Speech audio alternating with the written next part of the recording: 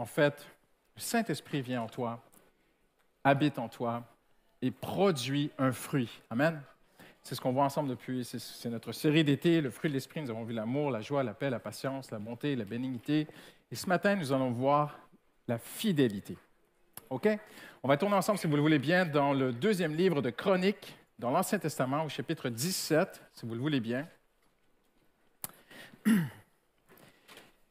Il y a dans le cœur du vrai chrétien, je souligne le vrai chrétien, parce qu'il existe de faux chrétiens. Sinon, on dirait simplement les chrétiens. Mais parce qu'il y a de faux chrétiens, il faut quand même souligner le vrai. Il y a dans le cœur du vrai chrétien quelque chose de très profond face à son Dieu. Il aime la présence de Dieu le comble, mais c'est quelque chose de plus profond. Il y a un sens de pureté intérieure, de pardon, que le passé est effacé, le passé est derrière lui, les erreurs qu'il a commises, les choses, toutes choses anciennes sont passées, toutes choses sont devenues nouvelles. Il est réconforté par cette parole, mais il y a quelque chose de plus profond en lui. La bénédiction de Dieu est sur sa vie, il s'en réjouit, mais il y a quelque chose de plus profond dans le cœur du vrai chrétien.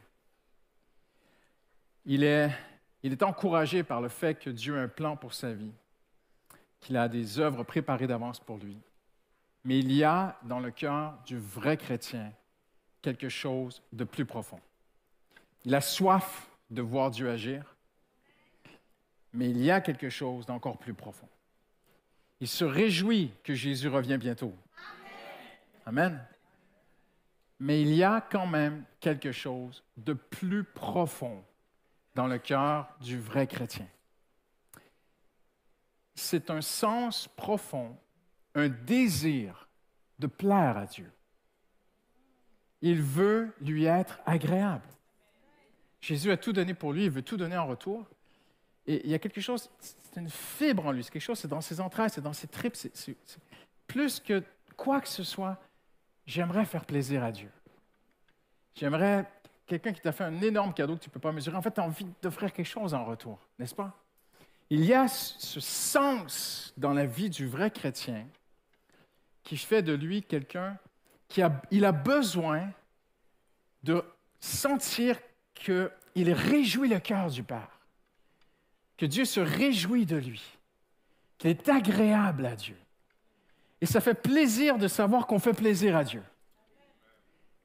Et voyez-vous, Dieu cherche cela. Au moment le plus sombre de l'histoire d'Israël, c'est dans le livre de Jérémie, je le lis pour vous, ne tournez pas, on va gagner un peu de temps ce matin. Dieu dit, « Regardez, je vous en prie, informez-vous, cherchez sur les places publiques, est-ce qu'il se trouve un homme qui pratique la justice et qui cherche à être fidèle? » Impressionnant, hein? Nous parlons du fruit de l'esprit ce matin, une partie du fruit de l'esprit qui s'intitule « La fidélité ». Et Dieu fait cet appel à son peuple qui s'est éloigné et dit, « Je guérirai votre tendance à être infidèle. » Il y a dans le cœur de Dieu cette recherche. On va débuter ensemble le mardi soir une série sur le retour de Jésus-Christ. Au-delà de tout ce qui se passe dans le monde autour de nous, au-delà de tout ce qui peut se passer dans ta vie, au-delà de tout ce qui peut se passer au très fond de ton cœur, Jésus revient bientôt. Et au-delà de tous nos projets de vie, Dieu a un grand projet qui va casser tous les projets. Alors, c'est bien de s'aligner dans nos petits projets sur son grand projet. Il est en train de se préparer une épouse, l'Église, qui va être fidèle, qui va l'aimer, qui va chercher, et elle est déjà là, elle cherche à lui être agréable. Et si tu es de ceux qui sont de vrais chrétiens, qui cherchent au-dessus de toi à être agréable à Dieu, bien, j'ai une bonne nouvelle pour toi, le Seigneur va t'aider. Il ne nous laisse pas. Il sait que nous avons une nature pécheresse déchue depuis le Jardin d'Éden. Le péché est rentré en nous et nous sommes infidèles. Alors, le titre de mon message ce matin est celui-ci, « En finir avec l'infidélité ». En finir avec l'infidélité et marcher comme un homme et une femme fidèles à Dieu. C'est le fruit de l'Esprit, donc c'est son travail, ce n'est pas mon travail. Bien sûr, Dieu travaille pas sur mon libre choix et ma volonté, mais Dieu cherche le Saint-Esprit maintenant en moi et il travaille à faire de moi un enfant de Dieu qui est fidèle à Dieu. qui cherche à lui être agréable, qui ne cherche pas ses propres intérêts dans l'Église ou dans le corps de Christ, mais qui ne cherche pas à s'approprier les bonnes bénédictions de Dieu que pour ses intérêts personnels, mais qui cherche à être fidèle à Dieu. Il y a quelque chose en toi si tu t'arrêtes un instant ce matin. Je parle aux enfants de Dieu. Je parle de la part de Dieu. Il y a quelque chose en toi. Au fond de ton âme, tu aimerais tant être agréable à Dieu. Alors, si vous le voulez bien, on va voir comment Dieu s'y prend. À travers la vie d'un roi, qui, j'en suis convaincu, était un homme qui a vraiment aimé Dieu. On trouve sa vie dans le livre de Chroniques, dans le 2e livre des Chroniques, au chapitre 17. On va regarder ensemble le verset, si tu peux mettre le premier verset à l'écran, merci. « Le Seigneur fut avec Josaphat, car celui-ci marcha dans les traces de son ancêtre David. » Je m'arrête ici un instant ce matin. N'allez pas plus loin que moi. Ne lisez pas la suite du texte. Restez avec moi. C'est rare que la Bible souligne ceci. David est un ancêtre déjà des temps passés, d'une ancienne époque. Des dizaines et des dizaines et des dizaines d'années, plusieurs générations se sont écoulées. Et il eut ce jeune roi, Josaphat, dans la trentaine, la Bible dit à peu près 35 ans, qui s'est intéressé non à Saül, non à Salomon, non à d'autres rois, mais à son ancêtre, David. Comment David était-il? Probablement que Josaphat est allé lire. Permettez-moi d'imaginer, j'aime beaucoup imaginer le contexte de la Bible. Permettez-moi, ce roi qui a dû faire venir les scribes et les spécialistes de l'histoire d'Israël, leur demandant « Lisez-moi l'histoire de mon ancêtre David ». Et à un moment donné, ils sont arrivés à ce verset où ça dit que Dieu s'est trouvé un homme selon son cœur. Et ça a dû faire chaud au cœur de ce jeune roi, un nouveau roi, Josaphat. Alors il s'est dit, je veux marcher dans les traces. J'aimerais être un homme agréable à Dieu. David était agréable à Dieu parce que David était un homme selon le cœur de Dieu. Donc, et j'aime bien cette traduction, « after God » dans la New King James. Donc, David cherchait à être agréable. Le sens hébraïque du terme « selon mon cœur », c'est un sens de chercher à être réjouir. David cherchait à réjouir. David ne cherchait pas à être un grand roi. David ne cherchait pas le succès. David ne cherchait pas ces choses-là. David regardait au ciel et il cherchait à être agréable à Dieu. Et Josaphat s'est dit, je veux être comme David.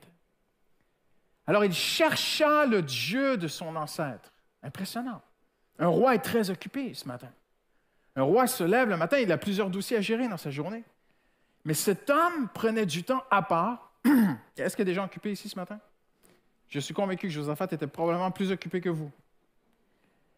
Mais il se bloquait des temps, la Bible dit, parce que l'expression ici, « chercher le Dieu de son ancêtre », c'est une expression de prière.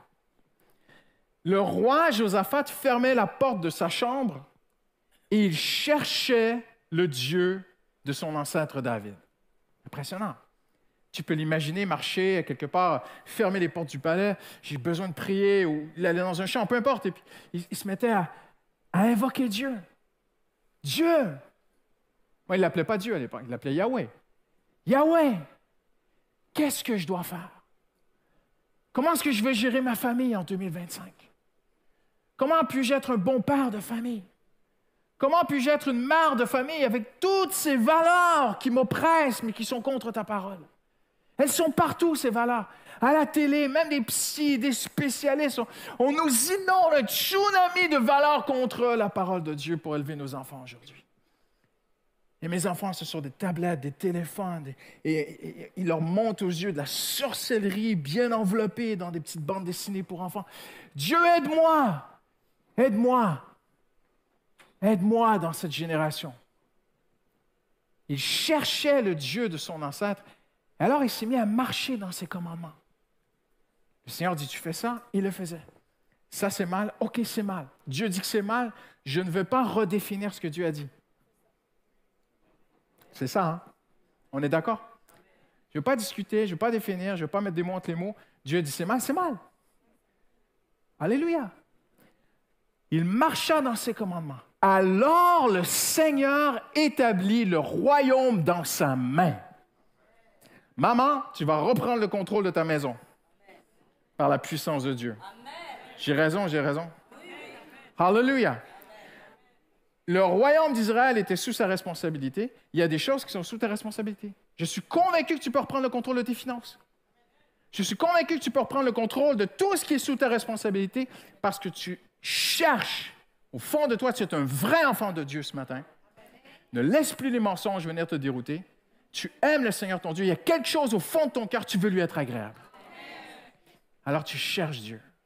Tu marches dans ses commandements. Et le Seigneur va établir les choses dans ta main.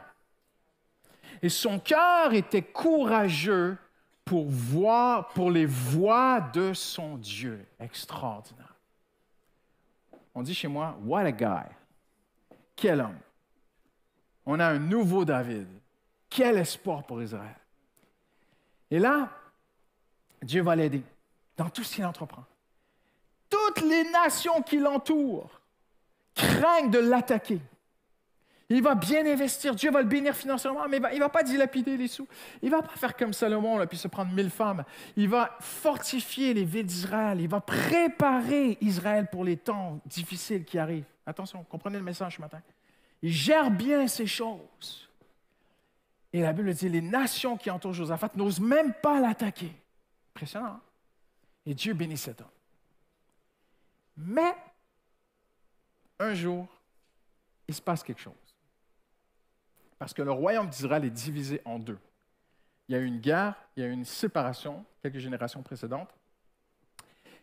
Et Josaphat n'est plus le roi de tout Israël. Il est le roi du royaume de Juda, qui est au sud. Donc, Israël a été coupé en deux. Israël au nord, Juda au sud. OK? Ça va? Pas compliqué? Vous suivez des séries à la télé, beaucoup plus compliqué que ça. Donc, au nord, Israël, au sud, Juda. OK? Mais au nord, c'est aussi le peuple de Dieu.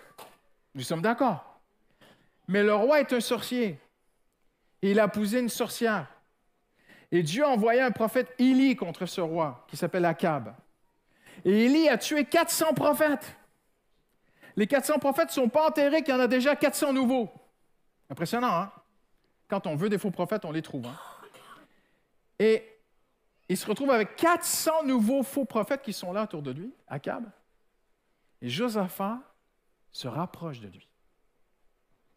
Vous avez bien compris mon avis ce matin.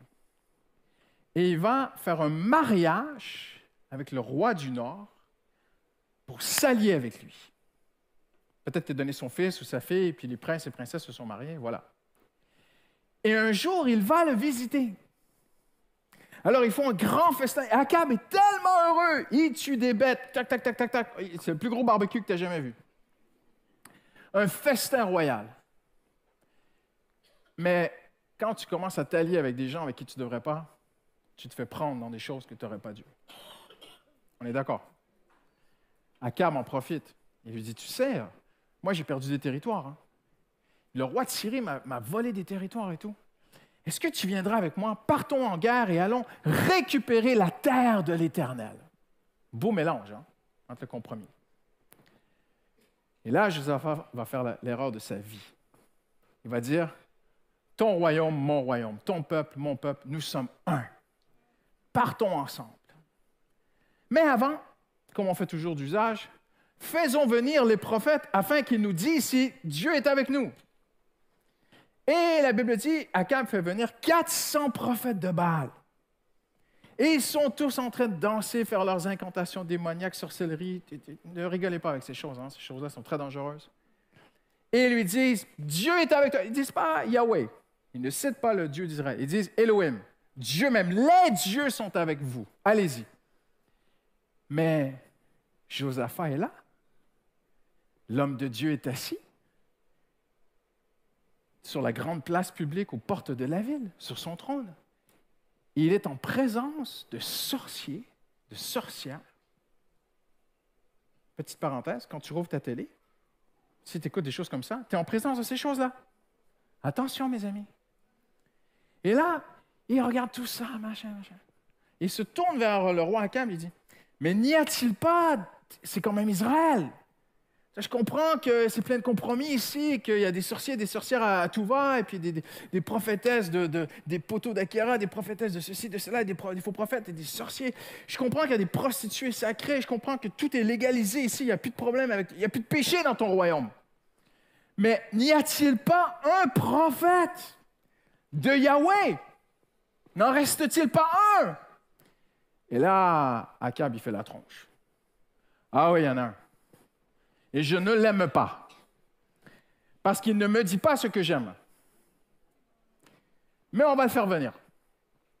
Et pendant qu'il est en route, le prophète Michée, il y en a un qui vient, qui s'appelle Sédécias. Ce n'est pas un homme de Dieu. Et il dit, moi, je parle pour Yahweh aussi. Pas que Elohim. Je peux parler pour Elohim, mais si tu veux, je peux parler pour Yahweh. Moi, je parle pour tous les dieux, il n'y a pas de problème, je les entends tous. Hein? Et si tu me payes bien, franchement, je vais te parler pour Dieu. Alors, vas-y. Il met un casque avec des cornes en fer et tout. Tu vas encorner ton ennemi et tout, machin. Et Josaphat a bien compris. Il dit, mais il est où le vrai prophète? Michée arrive. Que dit Yahweh? Allez-y, Dieu est avec vous. Et là, Akab se met en colère et dit, Michée, combien de fois t'ai-je dit de me dire la vérité? Parenthèse, ils se connaissaient. Avez-vous remarqué? Le mauvais roi connaissait le vrai homme de Dieu. Il l'avait déjà consulté à plusieurs reprises, mais à chaque fois, il n'aimait pas ce qu'il lui disait. Voyez-vous? Il y a des gens comme ça. Pasteur, qu'est-ce que le Seigneur pense de ma situation? Tu vis dans le péché. Je change d'église. Pasteur, qu'est-ce que tu penses de ma situation? Tu vis dans le péché. Je change d'église. Je reviens dans la première église. Parce qu'à Paris, il y a le choix. Hein, c'est comme les restaurants. Et là, Akab dit, vraiment, dis-moi la vraie pensée de Dieu. Il dit, j'ai eu une vision. Je t'ai vu mourir. Et je vais aller plus loin. J'ai vu Dieu dans le ciel, et on en reparlera à la fin, qui a dit, qui séduira Akab pour qu'il meure et que mon jugement tombe sur lui? Impressionnant. Mais Josaphat est toujours là. Je ne sais pas vous, moi je me serais levé. J'aurais dit, je ne me sens pas bien ici. Il me semble que je devrais rentrer chez moi. Écoute, je vais manquer le dernier train, je pars dans le sud. Et Josaphat va se coucher. Il dort bien, pas de problème. Le lendemain matin, il se lève, aiguise son épée, nous partons en guerre. Alors que Dieu a dit non. L'homme de Dieu s'est allié avec des gens dans le compromis, et là, il commence à basculer dans la désobéissance. Donc, ils partent en guerre, mais Akab se souvient de ce que le prophète Michée a dit. Et Akab a peur. Nous sommes d'accord. Il sait que les 450 prophètes qu'il paye ne disent pas la vérité. On va toujours trouver quelqu'un qui va nous dire ce qu'on veut entendre. Et même si on paye bien, il va vraiment nous dire ce qu'on aimerait encore plus entendre. Tu trouveras ça. Mais si tu veux vraiment la vérité, au fond de toi, la vérité va toujours te rattraper. Et Akab est rattrapé par la vérité de Dieu. Alors il a peur de mourir, il sait qu'il va mourir, mais il y va quand même. Tu vois quand même comment Dieu est bon. Il aurait pu se repentir, mais il y va. Et alors il dit, écoutez, j'ai tellement la trouille, je vais me déguiser en petit fantassin, un petit soldat qui ne paye pas de mine, et puis je vais me cacher dans l'armée. Comme ça, personne ne va me trouver. Toi, Josaphat, tu mets la couronne, les grands apparats. Va devant, Josaphat, va. Et la bataille commence. Et le roi de Syrie, leur ennemi, dit à toutes ses armées, n'attaquez personne. Trouvez le roi dans l'armée, à travers ses milliers, et on se met tous sur le roi. Si on tue le roi, on gagne. Alors, lequel était bien roi? Josaphat. Et Josaphat est là, sur son char, tu peux l'imaginer, et il voit toute l'armée de Syrie qui vient contre lui. Et la Bible dit, il cria. La Bible ne dit même pas qu'il a crié à Dieu, la Bible dit juste, il a crié au secours. Et Dieu fit un miracle. Il repoussa toutes les armées de Syrie de lui. Impressionnant. Une flèche lancée au hasard tuera Akab, comme Dieu l'avait prophétisé. Et la Bible dit, et Josaphat rentra chez lui sain et sauf. Mais cet homme-là a eu la trouille de sa vie. Pourquoi? Parce que c'est ainsi que Dieu travaille pour nous garder dans la fidélité. Le fruit de l'esprit, c'est la fidélité. Et parfois, un homme ou une femme de Dieu qui aime vraiment Dieu fait un pas à l'écart de la volonté de Dieu. Et Dieu sait lui mettre un peu la trouille pour qu'il revienne. Moi, je pense que Dieu a envoyé les armées de Syrie presser Josaphat, parce que Josaphat est appelé à être un homme de Dieu. Akab, c'est autre chose. On n'en parlera pas d'Akab ce matin. Mais Dieu a mis sa main sur ta vie. Il y a un appel sur ta vie. Tu as été choisi de Dieu. Tu es son ambassadeur, son ambassadrice. Tu représentes Dieu partout où tu vas. Alors le Seigneur va veiller sur toi. Il va veiller aux écarts, les petits pas à côté, les petits compromis avec Akab, les endroits où tu ne devrais pas être, les projets dans lesquels tu ne devrais pas te mettre. Et Dieu va parfois permettre que tu te sentes encerclé de problèmes. Tu cries à Dieu parce que la Bible dit que même lorsque nous sommes infidèles, lui demeure. Il est infidèle, mais son Dieu demeure fidèle. Parce que Dieu voit quelque chose de plus profond dans le cœur de Josaphat. Dieu sait que cet homme, au fond de ses tripes, il est peut-être en train de faire une grosse erreur, une méga boulette dans sa vie, mais au fond de ses tripes, il cherche quand même à être agréable à Dieu. Alors Dieu va le recadrer. Regardez ce qu'il va faire. Il va rentrer chez lui, il va faire venir tout le leadership, les responsables d'Israël, il va leur dire « Craignez l'Éternel, craignez l'Éternel, craignez l'Éternel. » Si vous avez des responsabilités dans le peuple d'Israël, faites-le avec justice et droit. Faites attention, Dieu vous regarde. Ne faites pas de faux pas, n'ayez pas d'écart de conduite. Craignez l'Éternel. Impressionnant, hein? Il a eu sa leçon, hein? Il a bien compris. Mais ce n'est pas terminé. Le fils d'Akab va venir vers lui et va dire, on se met ensemble, bâtissons des navires, allons chercher de l'or. Et Josaphat, pour une deuxième fois, il va encore se tromper. Et il va dire, allons-y. Et là, tu te dis, j'aurais aimé être un petit ange ce jour-là à côté du trône de Dieu, dire, Seigneur, c'est pas possible, il n'a pas compris, Seigneur, qu'est-ce que tu vas faire? Je suis sûr que Dieu m'aurait répondu, je l'aime. C'est mon serviteur. C'est ma servante. Ce sont mes enfants. T'inquiète, regarde bien ce que je vais faire. La Bible ne dit pas ce qui s'est passé, mais la Bible dit que Dieu détruisit tous les navires. Tous les navires ont été détruits. On ne sait pas comment. Alors le roi du Nord, le sorcier, revient une deuxième fois le voir et lui dire, « Écoute, tu veux qu'on arrange ça ensemble et qu'on réussisse notre projet? » Non. Et là, Josaphat lui dit, « Là, c'est terminé. J'ai compris. Ça fait 2 fois que Dieu me recadre. Je ne fais plus des affaires avec toi. » Vous êtes avec moi ce matin? Je veux vous montrer 2 vérités très, très simples en terminant aujourd'hui. Le produit du Saint-Esprit dans ma vie, dans ta vie, le fruit de l'Esprit dans chacun d'entre nous, c'est la fidélité. Dieu travaille à nous rendre fidèles. Et il va faire 2 choses dans notre vie. Beaucoup de choses, mais 2 choses que j'ai peu de temps ce matin que je veux pointer. Dieu va travailler en toi et en moi la crainte du péché. La crainte du péché est un excellent garde-fou. Vous savez, c'est quoi un garde-fou? C'est pour nous garder de nos folies. Garde-fou. Et parfois, quand tu roules trop près du précipice, ta femme, elle est très heureuse qu'il y ait un garde-fou. N'est-ce pas? Vous allez dans le sud, il y a des montagnes, en Suisse, tout ça. Parfois, tu peux être dans les Alpes, il y a des routes, c'est impressionnant. Et nous, on a pris des routes, parfois, il n'y avait pas de garde-fou. Et pour rigoler, je disais à ma femme, « Ah, que le paysage est beau à gauche. » Et ma femme me serrait le bras. « Non. Focus. » Tu vois?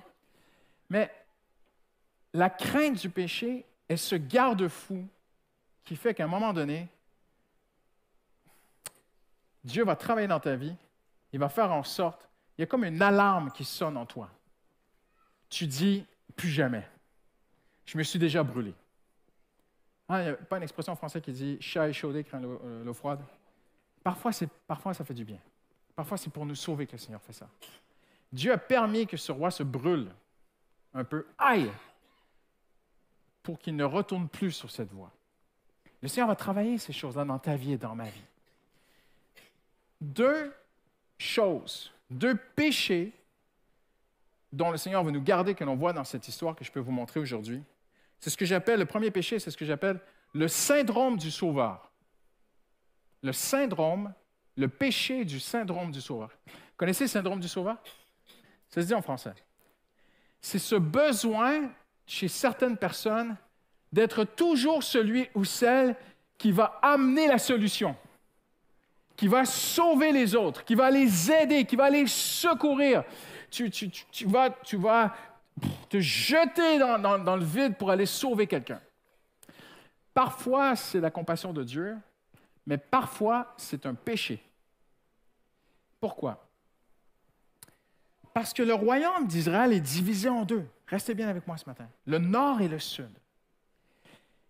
Et lorsqu'on lit Josaphat, on peut vraiment comprendre qu'il y avait peut-être un rêve en lui d'être le roi qui allait réunir les 2.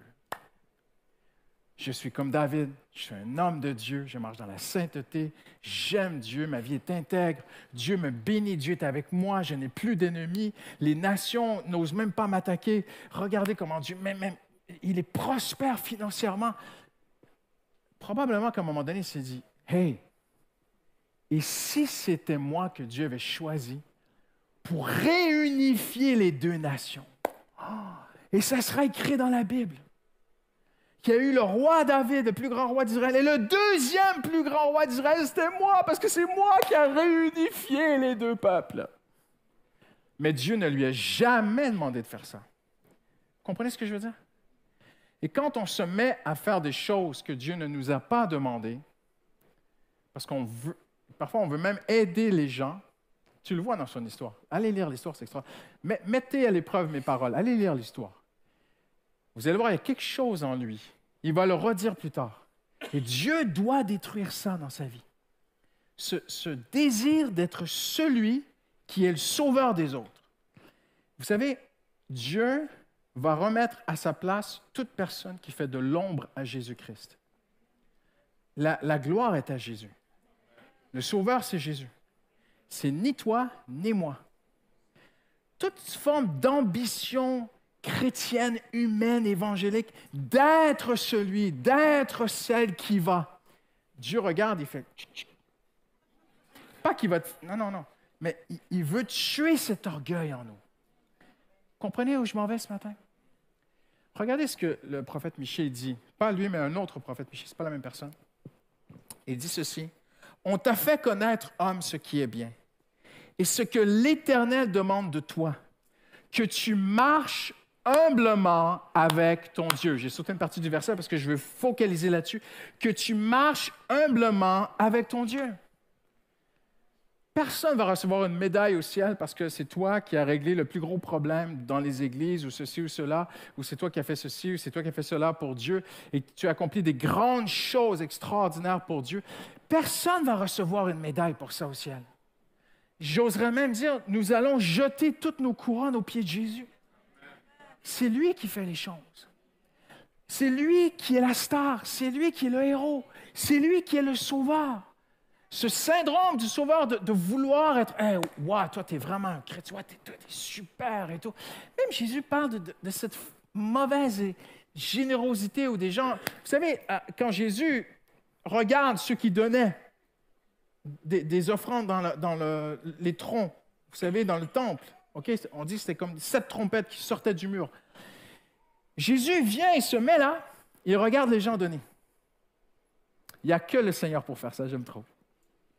Parce qu'il lit les cœurs. Et il voit le riche qui arrive. Après, je ne suis pas en train de dire que si tu es riche, Dieu ne t'aime pas. Dieu aime tout le monde, il n'y a pas de problème. Tu ne fais aucune différence de personne. Ce n'est pas parce que tu fais une grosse offrande que tu es en problème. C'est le cœur qui n'est pas bon. Et là, tu as un riche qui arrive avec son entourage. Moi, j'ai vu des gens, ils ont un entourage. Ce sont de grands hommes, ils ont un entourage. Dans les églises, je parle dans les églises. Et puis l'homme, et ça se faisait vraiment comme ça. Il arrivait avec son entourage. Appelez quelqu'un. Verse toutes les pièces d'or que je vais donner au temple de l'Éternel aujourd'hui, et que tout le monde le sache. Et la petite veuve, elle arrive, elle donne. Ça fait, voyez-vous, quand le premier donne, ça fait un vacarme énorme. C'était pensé ainsi pour impressionner, parce que c'était comme des trompettes de cuivre, en fait, et on versait dedans les pièces. Ça faisait un bruit terrible. Les gens se retournaient. « Ah, il y a un grand donateur aujourd'hui. » Voyez-vous? C'est comme si quelqu'un, en la sortie aujourd'hui, il y avait le tronc de l'Église à la sortie. « Attention, attention! Aujourd'hui, ça sera long. J'ai plusieurs enveloppes à donner à l'Éternel. » C'est exactement ça qui s'est passé. Et la petite veuve, elle arrive, elle fait « Cling! » Et Jésus dit « Mais ça fait du bruit au ciel. » Pourquoi? Parce que le premier, il souffre du péché, du syndrome du sauveur. Il veut être quelqu'un. Il veut être grand, il veut être vu, il veut être connu. Il veut être celui qui va sauver le temple. Il y en a un seul qui sauve le temple, son nom est Jésus. Et la seule chose que Dieu te demande à toi et à moi, c'est de marcher humblement avec notre Dieu. Maintenant, qu'est-ce que ça veut dire l'humilité? C'est très, très simple. L'humilité, c'est un cœur qui veut juste obéir. C'est tout. Ce n'est pas plus compliqué. L'humilité, c'est une femme ce matin qui va dire, Seigneur, tout ce que je veux, c'est obéir.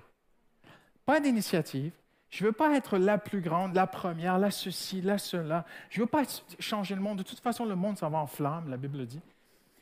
Non, Seigneur, je veux juste obéir. Je veux juste obéir, Seigneur. Un homme de Dieu qui a marqué l'histoire du christianisme. Des gens lui ont demandé, qu'est-ce qu'il faut faire pour être un homme ou une femme qui va marquer l'histoire? J'ai beaucoup aimé ce qu'il a dit. C'est un homme très, très humble. Il a dit, Dieu a tracé un cercle de responsabilité. N'essaie pas d'agrandir ton cercle, sois fidèle dans ton cercle, et c'est Dieu qui le fera grandir. C'est comme ça avec le Seigneur. Juste obéissant. Josaphat ne cherche pas à réunir les deux royaumes. Le péché du syndrome du sauveur. Et le deuxième péché qu'on voit dans cette histoire est celui-ci, ce que j'appelle le péché au nom de l'amour. Je pense que dans notre génération, nous avons perdu la définition de qu'est-ce que l'amour. L'amour, ce n'est pas quelque chose qui permet tout. L'amour, ce n'est pas toujours de dire aux gens tout ce qu'ils veulent entendre. L'amour, ce n'est pas de faire semblant. On s'aime, on est tous un ensemble. Non. Et il y a une montée de l'écuménisme aujourd'hui qui n'est pas de Dieu, de s'unir avec des gens qui attristent le Saint-Esprit, qui attristent le Seigneur Jésus. Il y a des gens aujourd'hui qui font des choses dans leurs églises qui attristent profondément notre Seigneur. On ne peut pas aller se réjouir avec ces gens-là. On peut les aimer, on peut les côtoyer, tu peux aller boire un café avec eux, tu peux prier pour eux, mais se réjouir, voyez-vous? Et regardez ce qui va se passer, regardez bien. Josaphat va rentrer chez lui et un prophète va venir le voir. Et regardez ce que le prophète lui dit. Ça apparaît à l'écran. « Aimes-tu ceux qui détestent l'Éternel? À cause de cela, l'Éternel est irrité contre toi. Aimes-tu ceux qui détestent l'Éternel? » Impressionnant, hein? J'ai parlé avec un pasteur il y a un an. On parlait de situations très, très sensibles. Il me disait, mais Christian, que faire? Je lui disais, voici comment je vois les choses. Tu as une épouse, tu l'aimes de tout ton cœur. Si tu vas travailler demain, tu arrives au travail, tu t'assois pour déjeuner avec tes collègues. Et tes collègues commencent à se moquer de ta femme. Est-ce que tu vas rigoler avec eux? Là, c'est que tu n'aimerais pas ta femme. Et à un moment donné, tu fais un choix dans ta foi. Tu ne peux pas rigoler de ceux qui attristent ton Seigneur. Akab faisait des offenses. Akab offensait Dieu nuit et jour perpétuellement de façon exponentielle. Tu ne peux pas aller manger avec lui et faire la fête avec le roi Akab. Sa femme, Jézabel, était une chef de sorcière. Elle vient de mourir. Et toi, tu vas faire un barbecue avec lui. Josaphat, mais qu'est-ce que tu fais là-bas? Tu maries tes enfants avec ses enfants. Vous comprenez ce que je veux dire? Il y a une différence entre aimer le pécheur, côtoyer le pécheur, vouloir gagner quelqu'un à Christ, quelqu'un qui a des valeurs complètement différentes de toi. Je suis convaincu que c'est bien de l'inviter à boire un café, de parler avec lui. Mais quand la personne commence à se moquer, on peut échanger sur nos valeurs différentes, sur notre foi qui est différente, sans forcer les choses. On peut échanger avec eux, prier pour eux. Mais quand les gens commencent à affirmer et se moquer de ce qui attriste notre Dieu, je ne dis pas que tu te lèves et tu le cognes. Non. Les chrétiens ne font pas ça. Je ne dis pas qu'il faut commencer à contre-attaquer verbalement. Mais vous savez, parfois, la chose qui parle le plus fort, c'est de ne rien dire. De se lever, de partir, de dire, je peux pas. Parfois, on ne peut pas rester dans des situations comme ça. Comprenez-vous ce que je veux dire? Mais oui, Jésus était l'ami des pécheurs. Oui, Jésus mangeait avec les pécheurs. Ça, il n'y a pas de problème. Si le Seigneur te demande demain d'aller dans une boîte de nuit prêcher l'Évangile, vas-y! Je vous choque par mes paroles. Mais je suis convaincu que la lumière doit aller dans les ténèbres. Ça m'est arrivé à moi. Mais tu ne fais pas de compromis. Tu ne rigoles pas avec ceux qui se moquent de Dieu. Pas de compromis avec la sensualité et ces choses. Il y a des gens qui dansent sur des musiques aujourd'hui qui sont sataniques. Et la semaine dernière, un chrétien m'a montré qu'un chrétien mettait de la musique satanique chez lui et qui mélangeait ça avec de la louange parce qu'il ne comprenait pas l'anglais. Voyez-vous, attention. Au nom de l'amour, on ne peut pas faire n'importe quoi aujourd'hui. Parce que le premier que nous aimons, c'est le Seigneur. Tu aimeras le Seigneur. Et quand l'amour de Dieu vient contre un autre amour, à un moment donné, il va falloir choisir. Et dire, je t'aime, collègue, je te respecte, mais je ne peux pas aller plus loin. Parce que ces choses-là m'attristent, c'est contre mes valeurs, c'est contre ma foi. Et moi, Jésus l'a tout donné pour moi. Vous savez, les gens disent des gros mots. On dit en France des jurons, c'est ça? Vous savez que dans mon pays, les gros mots sont des mots religieux. On prend des mots d'église et les non-chrétiens prennent le nom de Christ pour jurer. C'est impressionnant, hein? Donc, ils vont jurer. Même quand j'étais petit gamin, c'était comme ça. Et les gens vont prendre le pire des gros mots en France, ne le dis pas. Au Canada, l'un des pires gros mots, c'est le nom de Christ. Et moi, quand j'allais à l'école, mes amis, on pouvait jouer au basketball ensemble et tout. Et tout à coup, ils lâchaient ce mot. Et moi, je lâchais le ballon. Mais qu'est-ce que tu fais? Mais là, c'est le nom de la personne que j'aime le plus dans l'univers. Là, tu te moques de celui qui a sauvé ma vie. Moi, je ne peux plus jouer au ballon avec toi. Ah, je me faisais injurier. Ah, je me faisais insulter. Là, tu peux vraiment... On m'a lancé une chaise un jour, quand j'étais au lycée. Mais à un moment donné, il faut faire des choix. Tu ne pourras pas avoir les deux. Josaphat, tu ne peux pas avoir Akab et Dieu. Comprenez ce que je veux dire? Il y a des gens, tu pourras peut-être les côtoyer, mais tu ne pourras plus te réjouir avec eux. Tous les enfants de Dieu, à un moment donné, ont perdu des amis pour Jésus-Christ. Même parfois, dans leur propre famille, Jésus a dit, j'ai amené l'épée. Je sais que 40 personnes vont faire la queue après ce culte pour me poser des questions. Mais qu'est-ce qu'on fait dans telle ou telle situation? Mais pasteur Christian t'a dit ceci. Mais moi, je ne comprends pas. Pourquoi on ne pourrait pas faire comme cela? Et tout. Je ne peux pas rentrer dans toutes les nuances ce matin du message. Mais le Saint-Esprit veut marcher avec toi. Et si tu aimes le Seigneur, et si il y a ce profond désir dans tes entrailles d'être agréable à Dieu, de marcher dans la fidélité, dans l'humilité, d'obéir à Dieu, le Seigneur va te guider. Vous savez, le Saint-Esprit vit en toi. Parfois, tu ne te sentiras pas bien. Si tu n'as pas de vie de prière, si tu n'es jamais dans la parole de Dieu, là, franchement, ne fais pas confiance à ton discernement. Mais si tu aimes la parole de Dieu, tu aimes la présence de Dieu, tu aimes, eh bien, il va arriver quelque chose à un moment donné. Tu vas te retrouver dans une situation, tu vas dire, je ne suis pas bien. C'est le Saint-Esprit en toi qui te parle. Voyez-vous, les gens veulent des dons du Saint-Esprit, mais un des dons du Saint-Esprit, c'est celui-là. C'est te dire, ne reste pas là. Tu es en train de m'attrister. Josaphat, ne va pas à cette table. Ne t'assois pas devant ces... Ne fais pas ces choses-là. Ferme la télé. C'est pas bon pour toi. Parce que je t'aime. J'arrête ici ce matin. Je n'irai pas jusqu'au bout du message. Depuis une semaine, je suis en train de développer la peur des fourmis. Et je vais vous expliquer pourquoi. Nous sommes partis faire une mission fin juin, puis après 2 semaines de vacances. Avant de partir en mission, Justine et moi, on a remarqué qu'il y avait une activité de fourmis chez nous. Il n'y a rien de pire que les fourmis. Elles sont toutes petites et elles ne font pas de bruit. Et on a commencé à voir des petites sciures de bois dans la salle de bain. On s'est dit, ah là, ça ne va pas. Donc, malheureusement, il fallait partir. J'ai appelé quelqu'un qui est venu. On a fait venir des ratiseurs, ils sont montés dans le toit, dans le plafond et tout.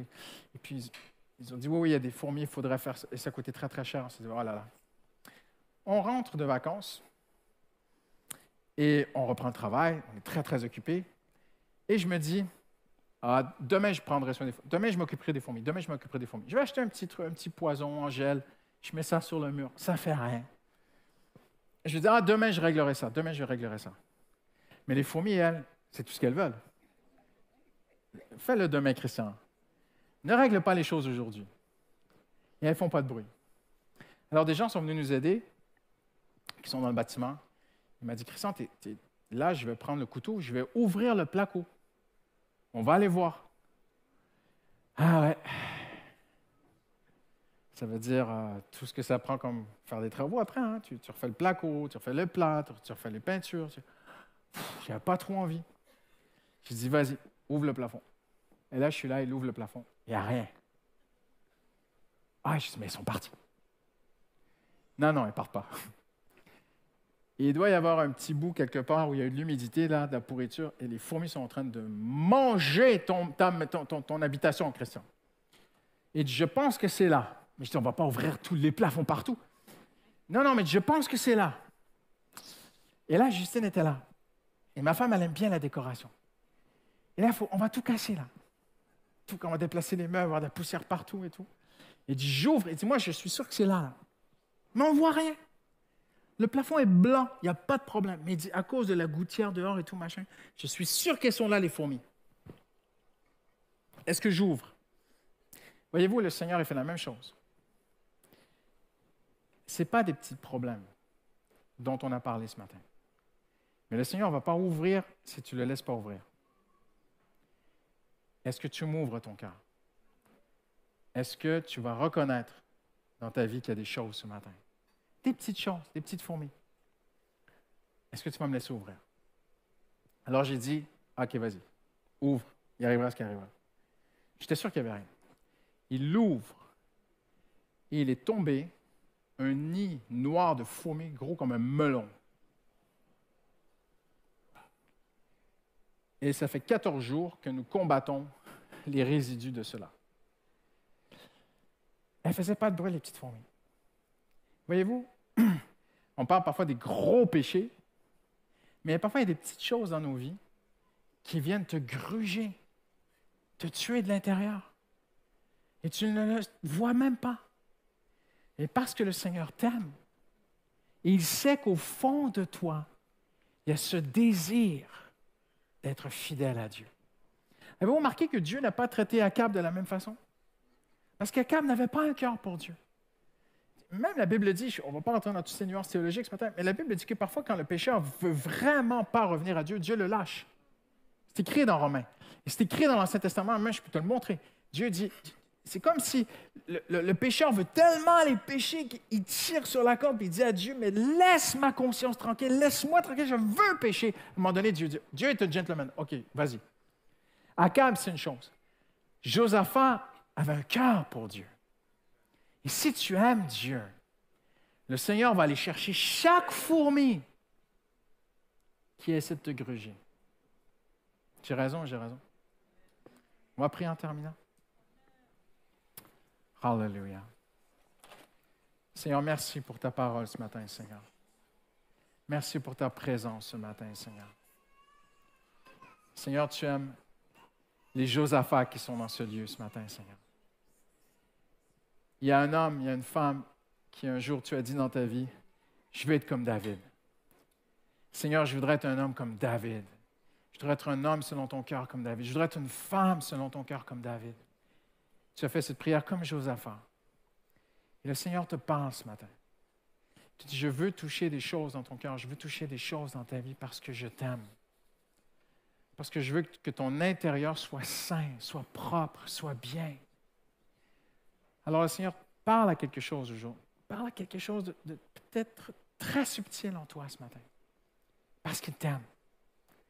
Parce qu'il est en train de travailler en toi la fidélité.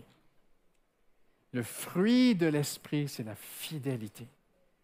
Le produit, le travail du Saint-Esprit en toi, c'est de t'apprendre à marcher dans la fidélité. Peut-être que le premier point t'a profondément touché, particulièrement parce que tu dis, Seigneur, je sens que je suis sur une mauvaise voie. Je sens que je suis en train d'aller sur un truc là, qui n'est pas de Dieu, comme Josaphat. Et je sens que tu es en train de me presser, comme tu as pressé Josaphat au cours du combat, Seigneur, pour qu'il revienne à toi. Et Seigneur, je veux te dire ce matin, oui, Josaphat rentra sain et sauf. Et le Seigneur veut que tu rentres chez toi sain et sauf. Hallelujah. Mais peut-être que tu te sens pressé ce matin, dans une situation qui te presse. Et peut-être que tu te dis, je suis pressé, c'est le diable. Non, ce n'est pas le diable qui t'attaque, c'est Dieu qui te presse. C'est Dieu qui te dit, tu es sur une mauvaise voie. Sonde-moi, ô Dieu, connais mon cœur. Regarde si je suis sur une mauvaise voie. Et Dieu l'a fait pour Josaphat. C'est peut-être pour une seule personne ce matin. Mais le Seigneur le fait pour toi ce matin. Il te dit, tu es sur une mauvaise voie. Tu es sur une mauvaise voie. Reviens. Reviens parce que je sais qu'au fond de ton cœur, tu m'aimes. Je sais qu'au fond de ton cœur, tu veux être agréable à Dieu. Je sais qu'au fond de ton cœur, tu veux faire plaisir à Dieu. Et moi, je t'ai choisi. J'ai mis un appel sur ta vie. J'ai posé ma main sur toi. J'ai un avenir pour toi. Mais il y a des liens qu'il faut que tu brises. Il y a des relations qui te tirent vers le bas. Il y a des gens qui t'éloignent de Dieu. Il faut que tu coupes cela. Il y a des accables dans ta vie qui t'éloignent de Dieu. C'est ta vie qui est en jeu. C'est ton appel qui est en jeu. C'est ton avenir qui est en jeu ce matin. Alors, je prends le temps, je m'éternise ce matin un instant. Parce que ton cœur est tiraillé. Tu dois couper certaines relations qui t'éloignent de Dieu. C'est une question de vie ou de mort. Le Seigneur veut se servir de toi. Mais il faut que tu coupes avec quelqu'un. Alors, si c'est toi ce matin, comme si tu disais, Seigneur, au secours, sors-moi de là. Josaphat a crié au secours et Dieu l'a sorti de là. Alors, tu vas lever ta main comme si tu étais en train de couler et tu disais, Seigneur, sors-moi de là, Seigneur. Le Seigneur va tendre la main et va te sortir de là. Peut-être pour une seule personne ce matin, mais tu lèves ta main et tu dis, Seigneur, je suis dans une situation là, sors-moi de là, Seigneur. Le Seigneur voit ta main ce matin. Le Seigneur voit ses mains qui se lèvent. Le Seigneur t'aime, il y a un appel sur ta vie. Et l'ennemi sait qu'il y a un appel sur ta vie. Mais là, ce matin, tu dis, Seigneur, sors-moi de là. Je me suis mis dans un truc. Sors-moi de là, Seigneur Jésus. Hallelujah. On va se lever ensemble en terminant. Et nous allons prier ensemble. Lève les mains comme ça vers le Seigneur. Tends les mains vers le Seigneur Jésus avec moi en terminant. Et dis-lui vraiment, la prière la plus simple. Dis-lui, au secours, Seigneur. Dis-lui là où tu es, avec sincérité. Tu peux le murmurer si tu es un peu gêné ce matin. Mais tu peux lui dire, Seigneur, au secours, sors-moi de là, Seigneur, comme Josaphat, Seigneur. Je suis en train de m'éloigner de toi, Seigneur. Ramène-moi à toi, Seigneur Jésus. Dis-lui, ramène mon cœur à toi, Seigneur. Seigneur, j'ai levé ma main comme pour te dire, au secours, Seigneur, sors-moi de cette situation. Sors-moi d'une mauvaise alliance que j'ai faite, Seigneur. Josaphat fit une mauvaise alliance avec Akab. Seigneur, j'ai fait une mauvaise alliance avec quelqu'un. Je me suis engagé, je me suis mis dans un problème, Seigneur. Et ce matin, je te dis, au secours, Seigneur. Je suis dans une relation qui me tire loin de toi, Seigneur. Sors-moi de là, Seigneur. Au secours, Seigneur. Viens me chercher, Seigneur. Fais un miracle. C'est peut-être que tu es dépassé. Josaphat était dépassé. Et le Seigneur fit un miracle pour le sauver. Le Seigneur va le faire pour toi ce matin. Seigneur, fais un miracle, Seigneur. Fais un miracle, Seigneur. Je n'aurais pas dû aller là. Je n'aurais pas dû être avec ces personnes. Je n'aurais pas dû faire cela. Seigneur, je suis en train de me faire mal. Mais au fond de mon cœur, tu lui dis, Seigneur, au fond de mon cœur, je t'aime, Seigneur. Je veux marcher avec toi. Je veux être une femme de Dieu. Je veux être un homme de Dieu. Je veux être une femme selon ton cœur. David était un modèle pour moi aussi. Ramène-moi à toi, Seigneur, ce matin. Hallelujah. Et le Seigneur va le faire. Le Seigneur va le faire ce matin. Dis-lui, ramène-moi à toi, Seigneur, ce matin. Dis-lui, ramène mon cœur, Seigneur. J'ai besoin d'un miracle, Seigneur. J'ai besoin d'une force pour que tu me sortes de là, Seigneur. Hallelujah. Hallelujah, hallelujah, hallelujah, hallelujah, hallelujah. Dis-lui ce matin, dis-lui, Seigneur, je te donne mon cœur, Seigneur, je te redonne mon cœur. Tu t'es éloigné de Dieu, tu lui dis, Seigneur, je reviens à toi ce matin, Seigneur. Hallelujah.